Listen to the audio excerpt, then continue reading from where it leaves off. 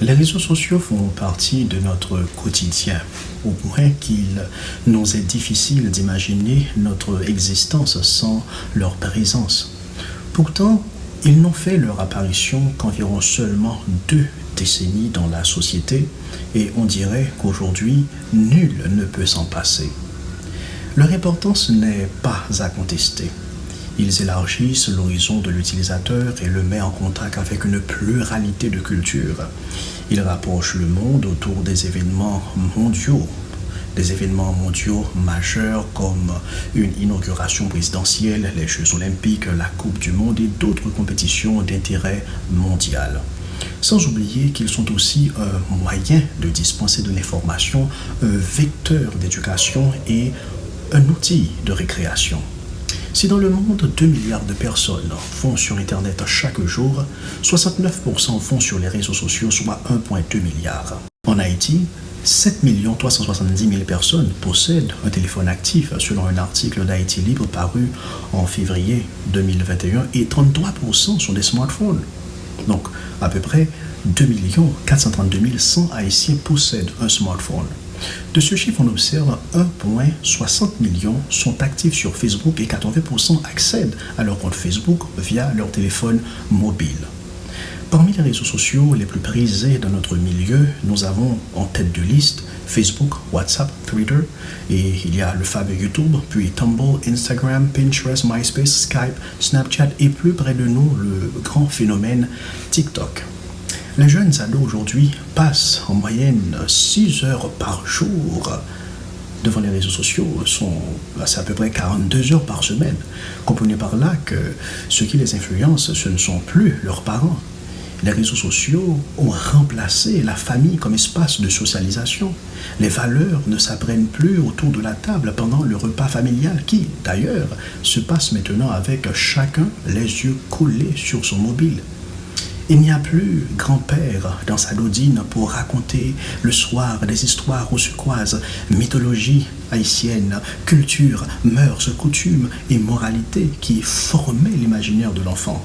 Mais dès 3 ans, le petit écran et les tablettes deviennent tuteurs et tuent leur imagination. Parmi les adultes, on constate une hyperconnectivité sur les réseaux sociaux.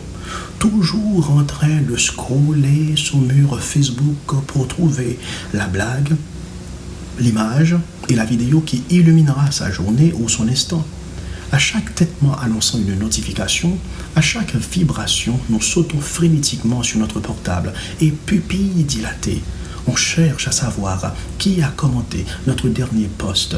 Combien de j'aime a-t-on récolté pour la dernière photo? Est-ce que notre ami a plus de vues que nous? 1 heure sans recevoir de message est insupportable. On ne peut plus se relaxer. Et toutes les 5 secondes, on consulte l'écran à la recherche de cette petite dose de dopamine, hormone du plaisir, que libère notre cerveau quand on reçoit un message pour nous sentir bien à nouveau. N'est-ce pas là de l'addiction? N'est-ce pas le même effet qu'à la drogue sur notre cerveau? En tout cas, c'est ce qu'a révélé une étude de Harvard University, que quand on reçoit une notification sur Facebook par exemple, ou tout autre réseau social, notre cerveau la prend pour une récompense et s'enflamme en sécrétant de la dopamine qui procure un certain contentement. Une fois le taux diminue dans le corps, on veut recommencer l'expérience. Notification, dopamine, plaisir et le cycle continue. Pour aboutir à ce résultat, les PDG des réseaux sociaux recrutent et paient les meilleurs experts en psychologie humaine pour manipuler notre cerveau afin de savoir comment nous rendre dépendants et accros à notre insu. C'est à cause de cette dépendance, entre autres, qu'on est en permanence en train de s'informer, mais sans jamais prendre le temps de réfléchir. On sait que derrière le volant, quand on regarde le téléphone, personne ne regarde la route pour nous, mais on regarde le téléphone quand même au risque d'avoir un accident. En pleine prédication, on vérifie. Au beau milieu de la prière, on demande pardon à Jésus, on prend son téléphone. Prenez le temps d'y penser, ce n'est pas normal. Cette transformation des relations humaines par les réseaux sociaux me fait penser à cette citation d'Albert Einstein. Je crains le jour où la technologie surpassera les interactions humaines. Le monde connaîtra alors une génération d'idiots. À voir ce qui se passe aujourd'hui, il y a raison de se demander si on n'est pas en plein dedans. Maintenant, y a-t-il une solution?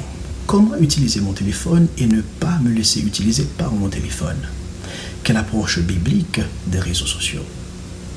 Ce sera dans notre prochaine capsule vidéo dans Parlons en famille.